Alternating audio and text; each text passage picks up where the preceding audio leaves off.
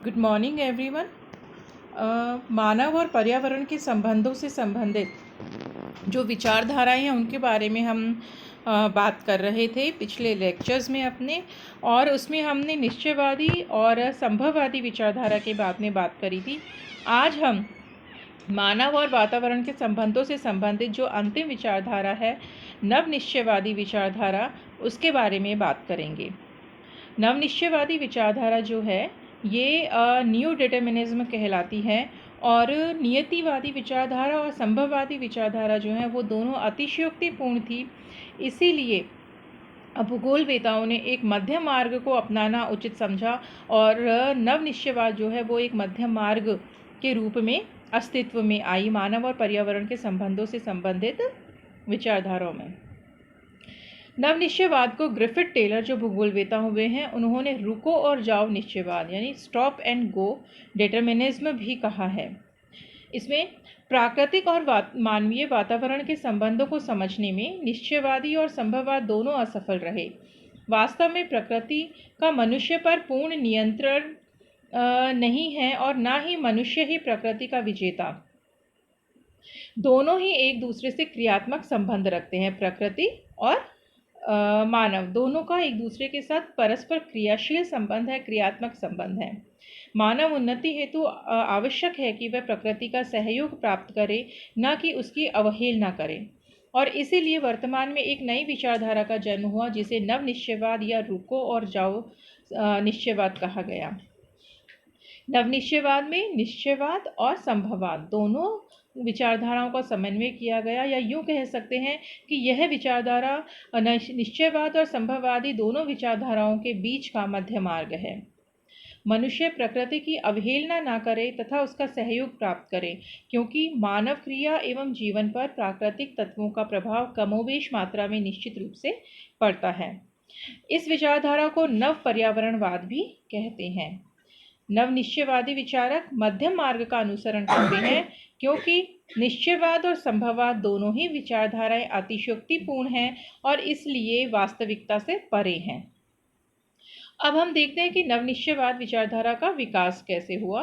तो इसका विकास 20वीं शताब्दी के उत्तरार्ध में हुआ, और मुख्य रूप से जो ग्रिफिथ टेलर हुए हैं,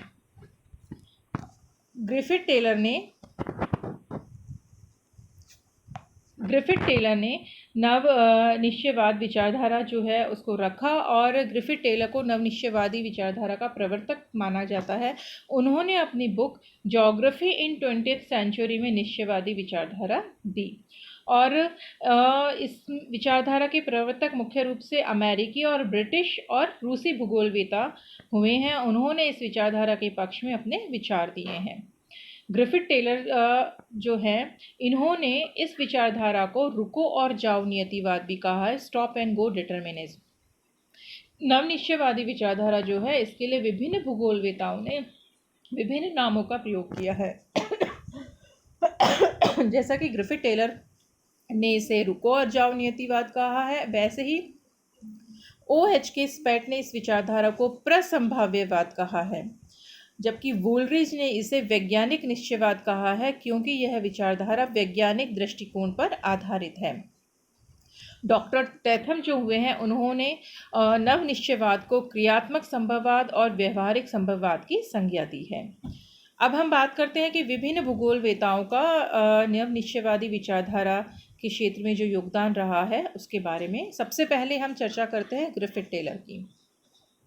ग्रिफिथ टेलर ने कहा कि मनुष्य न तो प्रकृति का दास है और ना ही उसका स्वामी, और ना ही मानव के कार्य करने की क्षमता जो है वो भी सीमित है। मानव के कार्य करने की क्षमता जो है वो सीमित है, और इस संबंध में इस विचारधारा में उन्होंने बताया कि मानव और प्रकृति में निरंतर पारस्परिक क्रियाशील संबंध है, परस्पर क्रिया प्रतिक्रिया होती रहती है, जिसके परिणाम स्वरूप मानव का जीवन जो है वो सफलतापूर्वक चल पाता है। ग्रिफिथ टेलर ने कहा कि पर्यावरण नियंत्रण की उपेक्षा नहीं की जा सकती है, लेकिन इसके द्वारा निर्धारित सीमा में भी नहीं बंधा जा सकता है, अर्थात वास्तव में ना तो प्रकृति का ही मनुष्य पर पूर्ण नियंत्रण है और ना ही मनुष्य प्रकृति का विजेता। इन दोनों का एक दूसरे के साथ क्रियात्मक संबंध है। मनुष्य जो है वो प्रकृति के प्रभाव से पूर्णतः मुक्त नहीं हो सकता है। मानव की उन्नति के लिए आवश्यक है कि वह प्रकृति का साथ ले, प्रकृति का सहयोग प्राप्त करे। ग्रिफिथ टेलर ने फिर प्रकृति की तुलना चौराहे पर खड़ी ट्रैफिक पुलिस से की है और उन्होंने कहा कि प्रकृति चौराहे पर खड़ी ट्रैफिक पुलिस के समान है, जो कि यात्रियों को चौराहे पर नियंत्रित करती है, किंतु उनके गंतव्य स्थान को वो नहीं बदलती है।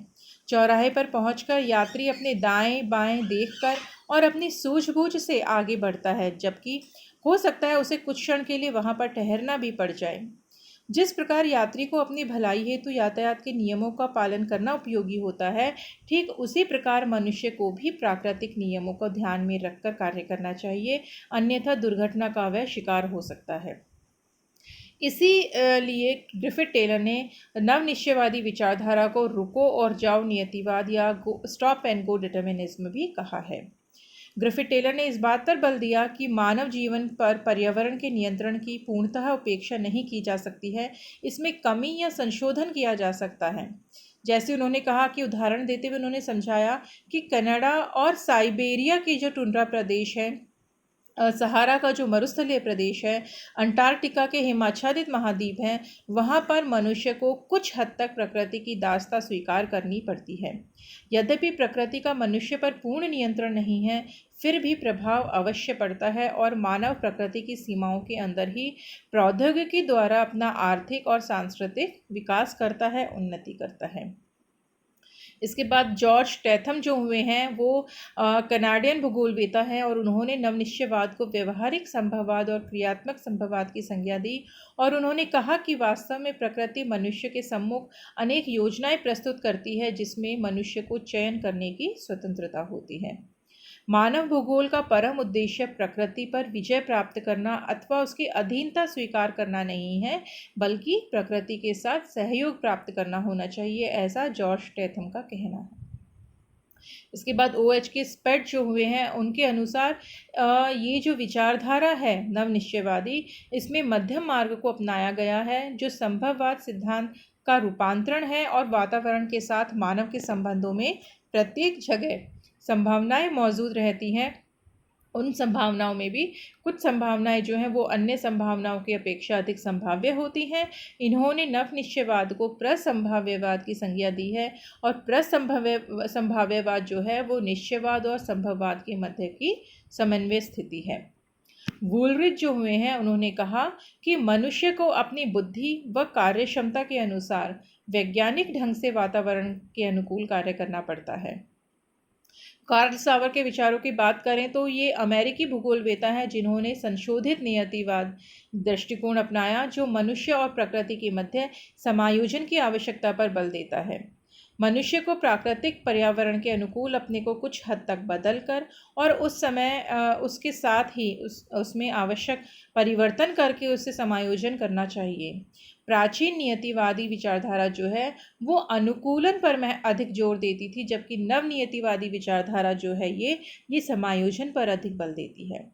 अब हटिंगटन जो हुए हैं उनकी बात अगर हम करें तो उनका वैज्ञानिक नियतिवाद में अधिक उनकी आस्था थी और उन्होंने मनुष्य की आर्थिक, सामाजिक, सांस्कृतिक क्रियाओं पर प्राकृतिक दशाओं के प्रभाव को स्पष्ट करने का प्रयास किया है और उन्होंने प्राकृतिक तत्वों में भी जलवायु जो है उसको अधिक महत्व दिया है।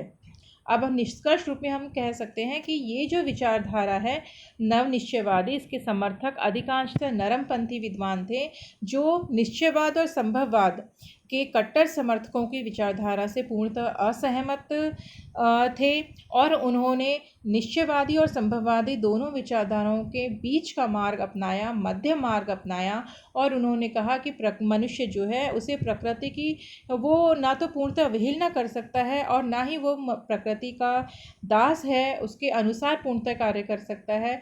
मनुष्य को अपने विकास के लिए प्रकृति का सहयोग प्राप्त करना चाहिए और उसका सहयोग प्राप्त करते हुए उसे विभिन्न कार्यों को करना चाहिए।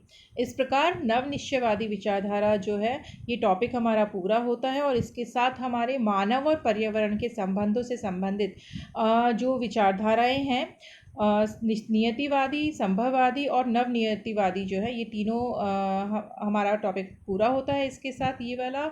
और मानव भूगोल का जो फर्स्ट सेक्शन है, फर्स्ट यूनिट जो है, वो हमारी पूरी होती है। Thank you.